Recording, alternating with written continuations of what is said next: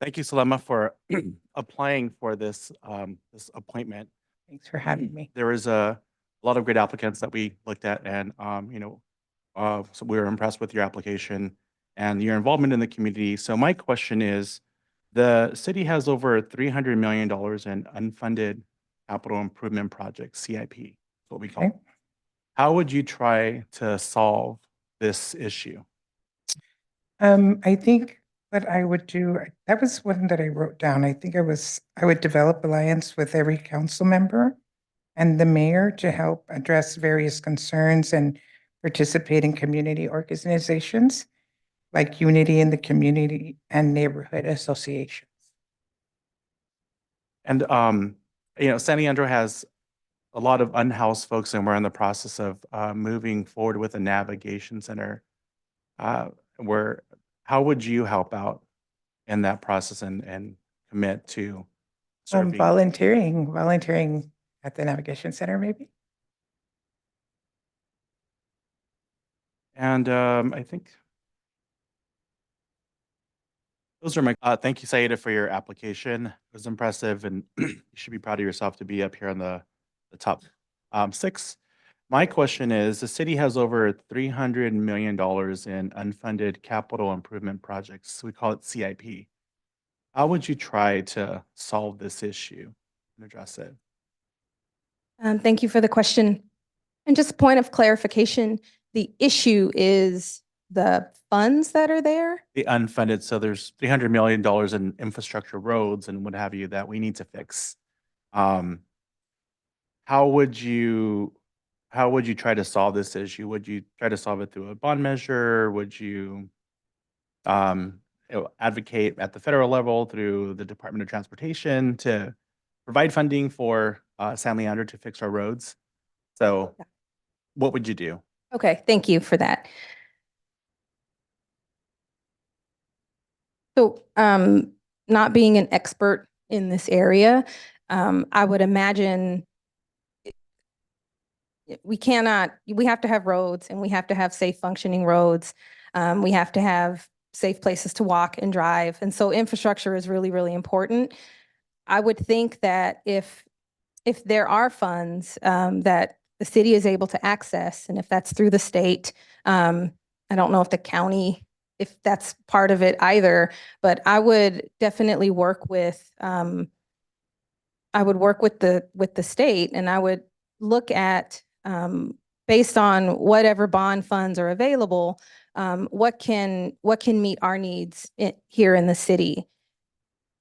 But it's incredibly important. I don't know what to say except that it's really, really important. And how would I fix the issue? It's a tough one to answer because I'm clearly struggling to answer it. So, I think that's all I have to say about that. It's important. It's not a trick question. So, my second question is, it has to do with our navigation center. And so we were pushing to move forward with the navigation center here in San Leandro. How would you advocate for those who are unhoused and those who have mental health issues? So what would you do to help push the navigation forward and promote this? Sure.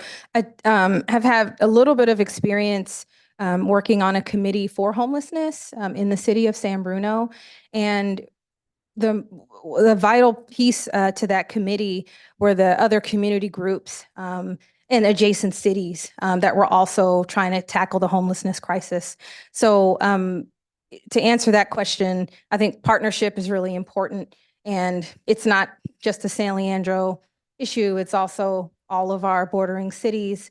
And how are they going to tackle it as well? Because people people move around. So I think it would be really important to use whatever distribution channels are available. I strongly believe in the power of social media because so many people have access in a way that they just haven't before. And it's a really neat tool when used in the right way to get the word out and get the messaging out and to move an agenda forward. Thank you, Mayor Gonzalez, and thank you, Spade, for submitting your application. Congratulations on being one of the 6 to be a part of this process. My question is, the city has over $300 million in unfunded capital improvement projects. We call them CIP. Mhm. How would you try to solve this issue?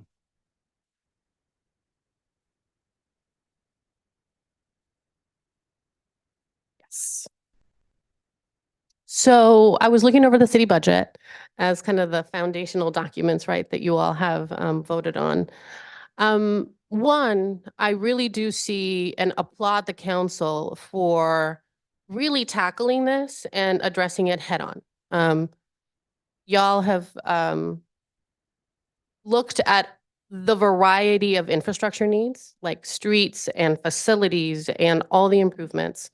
You have, listed them and prioritized them in kind of where they stand in terms of urgency and cost.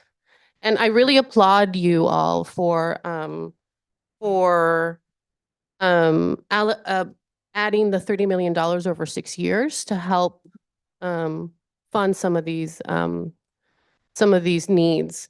So I think that that's a balance. One, we have to make sure that resources are spread throughout the city and ensuring that different communities that may not have access to these kinds of improvements, that they feel that it's been distributed equitably. But also balancing the kind of higher need, higher dollar projects with the ones that are about to get to that point, right? Because we want to invest in projects that may not cost as much, but they will maybe double in cost if we wait 5 years. So balancing the kind of really urgent ones that need to get done because there's public safety issues, I don't know. It's like a public safety type thing where we talk about a fire access route or something like that. But then there's also some projects that have been on the queue for a long time and they kind of keep getting worse and worse. So balancing the projects, ensuring that there's equitable distribution and ensuring that they're also the projects where they're located, that they're distributed within all the districts. Thank you. And my other question is, has to do with our navigation center. So we're Mhm. advocating to build this navigation center here in San Leandro to help address our unhoused and mental health issues. How would you move forward in advocating with that to make sure that we streamline the process to make this come to fruition? Yeah. So thank you for that question. And it's one of my priorities. So the good news is that we're not the first city that established a navigation center. So there's a lot of lessons to be learned. We are, however, a unique community. We're really diverse. We have a variety of folks who are in need of these services that are veterans that just, come from all walks of life. So in terms of advocating for resources is really working with our county partners and with the state partners and utilizing the tools that we already have. We have state and federal lobbying organizations that work with the council and with staff. So leveraging that. But also, looking at the opportunities that the state already has for this type of investment. So working with our state partners, working with our county partners, and really making sure that when we make improvements to, and when we launch the navigation center, that we use data to make improvements, and that we also kind of use that to improve it and make sure that it serves the needs of the folks who need it. Thank you. Those are my questions. Thank you, Dave, for being a part of this process, and congratulations on being one of the top 6. My question is, the city has over $300 million in unfunded capital improvement projects. We call it CIP. How would you try to solve this issue Well, that's how the issue of unfunded money of unfunded capital improvement projects? for capital improvement. Well, again, you have to work as a team. We have a city manager that brings ideas to us. We know that we have homeless issues. We have a lot of houses spaces to build homes, which we need to talk about doing that. But again, it goes with working with individuals, whether it be developers, private interest groups, or the city. And that's what I would do, working together to try to make those different things happen. And my second question is with regards to the navigation center, where we're moving forward with the navigation center here in San Leandro. how would you advocate to partner and move forward with the navigation center with those who are unhoused and those who have mental health issues? How would I move forward with the navigation houses? We've got it, we've actually purchased it from my understanding. Another thing about the city, the transparency that we have. I understand we missed part of the grant, so now that we own the Nimitz, is that correct? Yes, no, we can't answer it. But if we do, we continue to work with that and also get private resources to come in and also help contribute to it. There are a lot of people out here who want to help San Leandro. I belong to a group, I sit on a board of directors with the Northern Light Schools, and we get to mingle with a lot of people that donate money. What they're telling me is no one from San Leandro have asked them for help.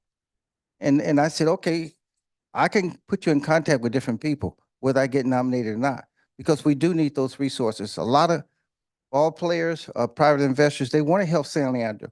And navigation houses, that's what we need to do. San Leandro have a perfect example of one that's being successful, that works. How they identify the people, they bring them in, they identify them, they help them move on and get their lives together. So I would try to continue moving in that direction.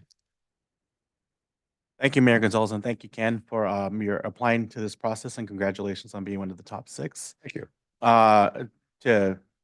Thank you for riding your moped around the city. I've seen you ride it when you were campaigning. You see me on the moped. I do. Good. So the city has over $300 million in unfunded capital improvement projects. We call it CIP. How would you try to solve this issue? You need money, obviously. And the question is, how do you get people to vote for a bond issue to pay for these things? You have to go out in the community and show them what it is that we need. You can't just tell them, you have to show them what it is we need. And this is part of my days in the school board. One of the issues I went through was passing the school bond.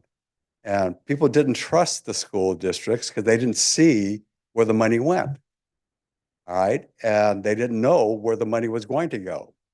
So they were reluctant to support any kind of a facility improvement thing. So you had to go out and tell them. You had to go, look, I know this school is in bad shape. We're going to fix that school. I know this one leaks. Let's go show them the leaks.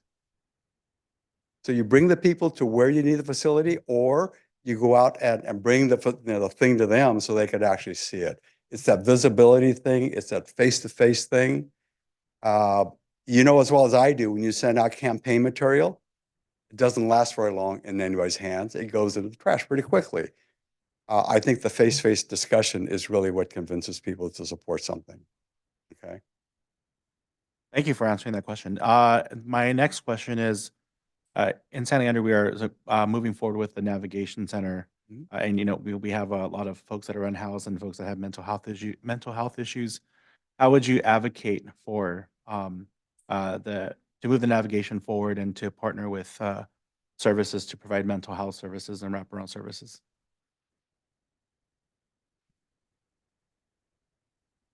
I think if you get people to see the problem, they'll support a resolution to the problem. I think the people who tend to tell you about we need something are those who see, the unhoused sitting on sidewalks or wandering around or whatever. I think you need to bring that visibility to voters to support it.